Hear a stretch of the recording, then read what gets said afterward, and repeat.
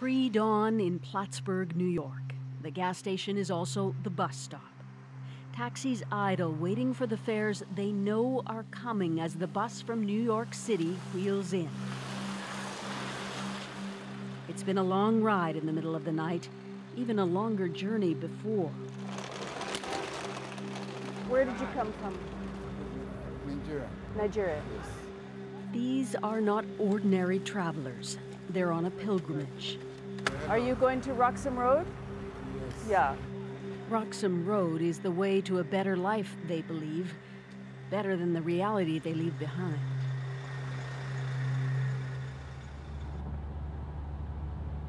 This 30-minute ride has become an underground pipeline for people using the U.S. as a jumping-off spot for a chance at sanctuary in Canada. Turn right onto Roxham Road. Roxham Road is a one-way route out of the U.S.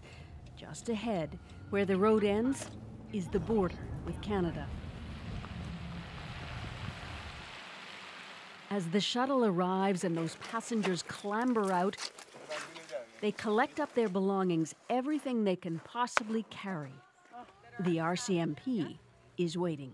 This is not illegal port of entry. This is an illegal point. This is not a way to come in. Yes, we know. Okay. Does anybody have a valid visa currently for the United States, even if it expires soon? Yes. Are you aware that the very minute you cross this border, your status in the United States is nullified? Yes. The RCMP is obligated to tell them with one step across they will be arrested. But still, if they can slip into Canada, they will be considered for asylum status. And that sliver of hope is enough for desperate people. Just because you come here doesn't mean you get to stay. Yes, and we believe in this. Yes. Do you have any questions for me? No. We just want to come in. That's it. No. Please. For the fact that we believe in Canada, that Canada can solve our problem. That's why we are here. We are saving And we don't have any other choice to go We don't back. have any other place to go back. Our mind is made up. We want to come into Canada. But this is a mock standoff, really. Almost no one who comes here turns away. One man, fed up with waiting, just walks on by undeterred, seemingly oblivious to the RCMP warnings,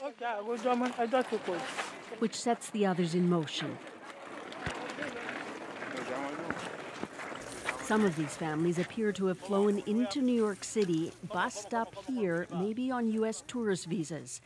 Others have been living temporarily in the U.S., like Lillian. How did you find out about this route? I got to see on the TV. Yes, and I went to Google, I went to search Google, and I figured out this is what everybody's doing, that Canada has a future for the children, for everybody. So that's why I want to give it a chance. It is a risk, I understand that. I want to take the risk because I know there's a future here for me and the baby.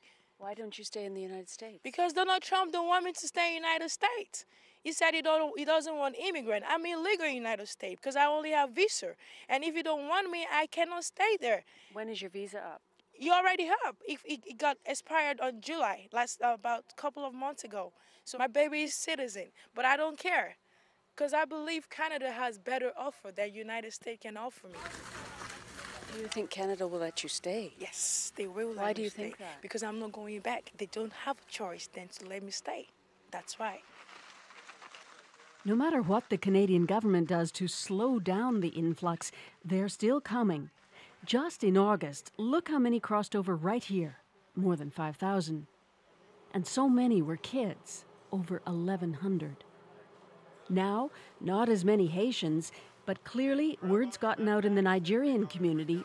Who's next? Those families that you just saw are now in those white tents getting criminal checks by the RCMP. They'll be taken later today by bus to another processing facility. This has really evolved into an entrenched system here. You know, those cabbies and the RCMP, they check the Greyhound bus tracker and the flight schedule to know when to expect people. There's 2 more buses coming today, a couple of flights, and each one brings more people to this spot. Roxham Road has fast become the busiest illegal crossing into Canada. This year, almost 12,000 made the trek, not even counting September. And in Plattsburgh, It's creating a flush new economy vulnerable to abuse. Back at the bus station, local taxi drivers compete to scoop up passengers. Hey guys, hi. This ain't on film, is it? Yeah. No, I don't want my picture taken. The owner of Northern Taxi was fined for gouging migrants, charging 3 times a reasonable fare to the border. So the drivers are twitchy, but they've seen a lot. It's a tragedy, honestly. It's like straight up, it's a tragedy. I feel fucking shitty for these people because they ain't got no other choice. Like, they gotta give up everything. I couldn't imagine that, honestly. I could not put myself in their shoes and have to give up what they have to give up. But, like, all we can do is do our job, and they want us to take us somewhere, we take them somewhere. I try to help them, and I coach them, and I'm sorry. And I've been yelled at many times by your guards over there, but you know what? If they're family and they look like the people that need it, I'm going to help them. Joe Ramastala says he's made enough from trips to the border this summer to take the winter off. So they go across the border, and what do you do? Well, they'll give me a phone number to call. Would you please call my pape or whatever when we go over? Because like I said, no one's really sure what's physically going to happen once you cross that little imaginary line. Some people are really scared. So when you call that family, what happens? Well, some will have a breakdown of crying. And then some will say that my other uncle is going to come next Friday. You get a lot of that. Do you figure that this is just going to keep going? My feeling is why they keep the border open, you have somewhat small control over who's coming in your country. That's how I feel. Because when they close that little road, there's 50 other roads.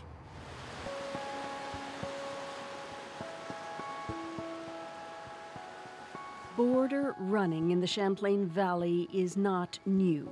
Plattsburgh was part of the Underground Railway for American slaves making their way north to Canada.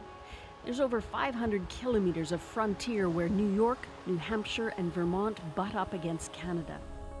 And Roxham Road isn't the only place people jump the border. We can actually get up to the border and patrol east and west. Brad Brandt is a supervisor with the U.S. Border Patrol. He's brought us to another spot in Vermont, where people are also border jumping. But this road comes in from Canada, stops right here with this barrier that one of the local residents put up. So they drive along this road? Yep. They'll get and dropped they off. just hop over the logs and... They're in Canada. So we've had people, just like at the Roxham Road, we've had people that fly into JFK, take a bus to Burlington, take a taxi from Burlington to this location, enter Canada and get arrested by the RCMP and claim asylum. And do you think the messaging was that Canada was open to this? I think that's what the Premier said right up front, didn't the Prime Minister? The Prime Minister said that right up front, right? And so I think people took that literally. Close to the international border, Brandt tells us his officers can only apprehend border jumpers who are illegally in the U.S. If they have a valid visa, like a tourist visa, he can't touch them. And many come into the U.S. that way. This is it. Roxham Road. Roxham Road. So what did this look like before all this, Tent City? There were 2 roads and these rocks. And that was he points out that all the attention on this hot spot here at Roxham Road has made this place more secure, but there's a downside. There's a bunch of guys here that aren't patrolling the rest of the border that we share together, that's our border to secure, and they can't help us if they're focused here. So both countries pay a cost for it.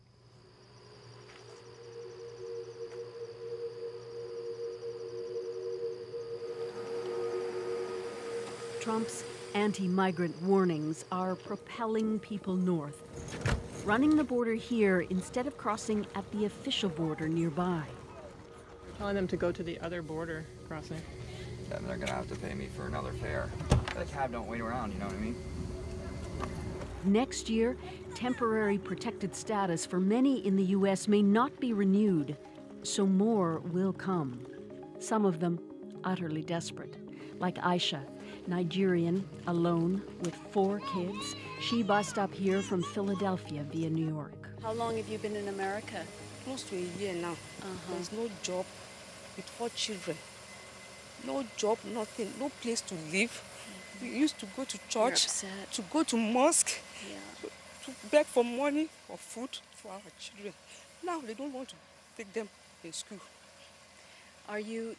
Do you have legal papers to stay in America? I don't have legal paper. Right. I don't have legal paper.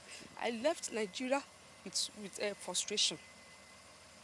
I get to America, it's even worse. Look at my kids. Please, we need home. We need home. You need a home. Our children need to go to school. In Africa, those children, they don't want them to go to school. They want them to go for Arabic school. At the tender age, they'll give them to man. Do you think you'll be able to stay in Canada? I can work. I can work. I'm an African woman. If I see job, I will do it. I want to take care of my children. I want better life for children. Steps from Canada, these migrants are powerless. They will be arrested. If they are refused status in Canada, they won't get back to America. They'll be sent home to the countries they left.